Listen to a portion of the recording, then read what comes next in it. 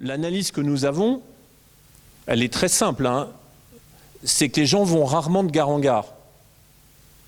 Sauf les cheminots, à la rigueur, vont un peu de gare en gare.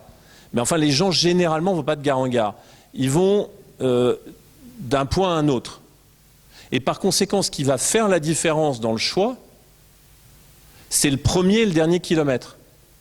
Si je n'ai pas de solution autre que la voiture pour faire le premier et le dernier kilomètre, je vais prendre ma voiture tout au long du trajet, si je n'ai pas de solution pour le premier et le dernier kilomètre. En revanche, si quelqu'un arrive en me disant « j'ai une solution pour les premiers kilomètres, j'ai une solution pour les derniers kilomètres, et au milieu, j'ai une solution qui est écologique et énergétiquement efficace », à ce moment-là, je peux basculer vers le choix du train. Et donc, toute notre politique, c'est de construire la chaîne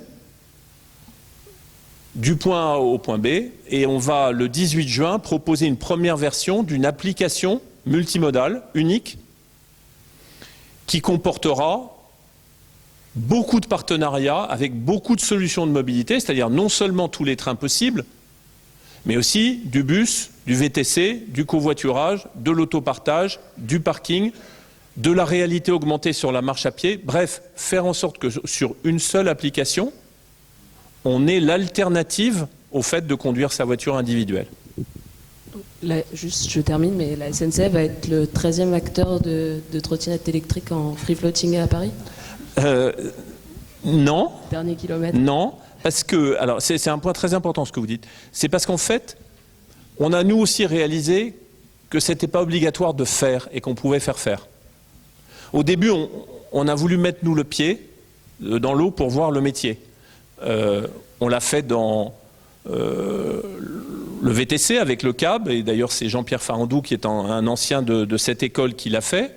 Et puis après, quand on voit des gens comme Uber, Lyft ou autres, on se dit, bon, sauf à mettre des centaines de millions d'euros ou des milliards, on ne risque pas d'être dans les 3 ou 4 premiers. Mais ce qui est important à ce moment-là, c'est que les autres VTC soient sur notre plateforme. Et en fait, la SNCF est en train de muter d'un modèle de producteur à un modèle qui est et producteur et plateforme.